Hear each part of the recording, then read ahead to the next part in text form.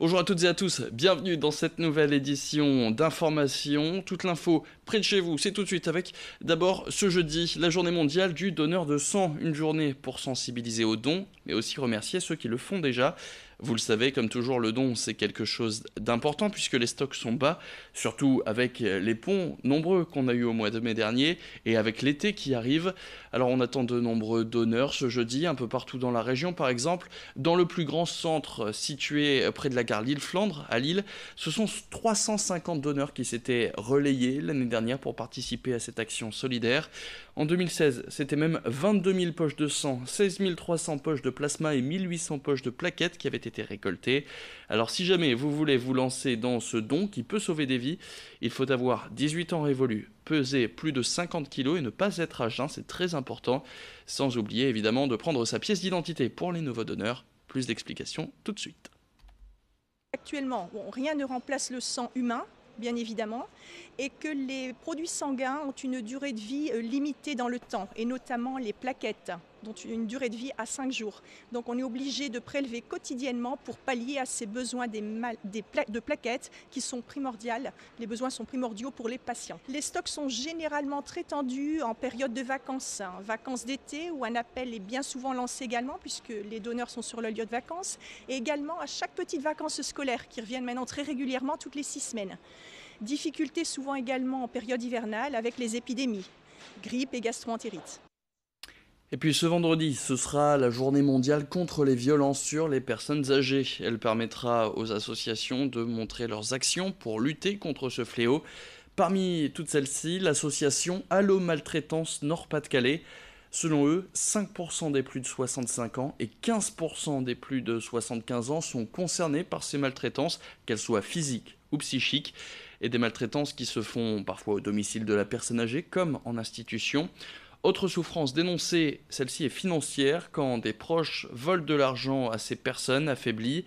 L'association profitera donc de cette journée mondiale vendredi pour dénoncer des actes et pour mieux faire connaître ses actions, notamment par exemple son service d'écoute téléphonique pour ces personnes vulnérables qui se sentent maltraitées. Plus d'informations au micro de Xavier Sili. Les gens du Nord sont sensibilisés à la prévention de la maltraitance. Depuis plusieurs décennies, depuis les années 90, dans le département du Nord, la prévention de la maltraitance et la démarche qualité bientraitance, qui n'est pas du tout le pendant de la maltraitance, mais qui est une démarche qualité dans les institutions d'abord et puis maintenant qui entre dans les domiciles, eh bien, on travaille dessus. Ça fait partie de la formation initiale des étudiants à l'université, dans les écoles d'infirmières, dans toutes les écoles paramédicales. Donc je crois que cette sensibilisation, et puis nous avons fait quand même pas mal de travaux au niveau régional qui ont fait connaître cette problématique. Et puis on passe maintenant à cette histoire. Jocelyne, 59 ans, et son mari, âgé lui de 60 ans, ont été expulsés de leur logement social à Lyon cette semaine. Une expulsion qui fait suite à des difficultés financières avec leur banque en 2015 qui, selon le couple, les a empêchés de payer plusieurs loyers en temps et en heure. Les deux époux touchés par le handicap se disent à la rue, sans possibilité de recevoir des soins à domicile, faute de logement. Ils racontent leur histoire, leur détresse, au micro de Xavier Sili. Tout allait bien et j'avais 40 ans dans cette banque et ils ont amené une nouvelle hiérarchie, une pension qui est arrivée en retard et on m'a fait la misère à la banque. Et je ne pouvais plus payer ce que je voulais, eux prenaient leurs frais, prenaient ci, prenaient là. Et moi je me suis retrouvée avec peut-être, 2, 3 mois, 4 mois de loyer en retard. Mon bailleur, la CRCJ, donc, m'a mis au tribunal au bout d'un moment et donc on a été condamné à 100 € de plus que j'ai fait donc en 2015, 2016 et 2017. Et donc, je payais mon loyer plus 100 €. Ils avaient décidé donc en septembre 2017 que je devais payer mon loyer le 10 du mois, que j'ai signé avec le CCAS. Voilà que la pension elle arrive en retard. Je ne peux pas payer le loyer le 10. Donc, je cours au CCAS, je préviens la dame qui s'occupait de mon dossier. Et je lui fais voir, elle va dans mon compte, elle voit bien que la pension n'est pas payée. Je devais une petite somme de frais parce que mon bailleur m'envoyait l'huissier tout le temps. 2008, je crois que c'est monté à 3000, enfin bref. Et donc, il demande à la CRCJ de nous recevoir avec les papiers prouvant que c'est pas que je voulais pas, mais que vraiment là, c'était pas de ma faute.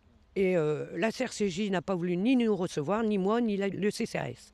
Lundi dernier, on nous réveille à 8 h du matin, j'ouvre ma porte, 4 policiers, 4 déménageurs, huissier, secrétaire du huissier, enfin tout le tatouin. On m'a cassé ma cuisine, on m'a cassé mes trucs de salle de bain. Il y a des choses qui ont été emballées, d'autres non. Et puis on m'a dit que mes affaires étaient avant brochis, que j'ai 15 jours gratuits. Et à partir de fin de semaine-là, je paierai 10 € le mètre cube. On est 2 handicapés à la rue avec des soins à domicile qu'on ne peut pas faire. Et je me bats pour aller voir le maire d'Halluin. Et le maire d'Halluin ne veut pas me recevoir, voilà. En gros, c'est mon histoire à moi. Et je me battrai jusqu'au bout. Et j'irai au tribunal faire voir mes droits, mais je me battrai. Et selon la mairie d'Halluin que nous avons pu contacter depuis, le couple aurait plusieurs fois préféré prêter de l'argent pour aider le magasin de leur fille plutôt que de payer leur loyer. Plusieurs plans auraient été mis en place pour éviter l'expulsion du couple et pour qu'ils puissent honorer leurs dettes, mais sans réaction de leur part. La mairie d'Halluin qui n'aurait d'ailleurs pas de logement d'urgence disponible. De son côté, le bailleur social, le CRCJ, n'a toujours pas pu être contacté par nos services. En bref, l'actualité de la région. Après 2 jours, les jeunes agriculteurs et la FNSEA ont appelé à lever les blocages de dépôts pétroliers et des raffineries en France. La région était notamment concernée avec le blocage du dépôt de pétrole situé à Saint-Paul-sur-Mer, près de Dunkerque. Cet appel fait suite à l'entretien qu'ont eu les représentants de ces 2 syndicats agricoles avec le ministre de l'Agriculture, Stéphane Travert. Ils auraient obtenu entre autres un étiquetage sur plus de produits qui informent et protègent les consommateurs selon leurs mots. Et puis justice, 3 ans d'interdiction de stade pour l'un, 2 ans pour un autre et 4 000 € d'amende avec sursis. Voilà la peine requise contre la dizaine de supporters lillois qui avaient envahi le terrain du stade Pierre-Mauroy après le match face à Montpellier. Ils étaient jugés ce mardi. Le verdict, lui, est attendu pour le 11 juillet prochain. C'est la fin de cette édition. Merci à toutes et à tous de l'avoir suivi. Tout de suite, vos prévisions météo.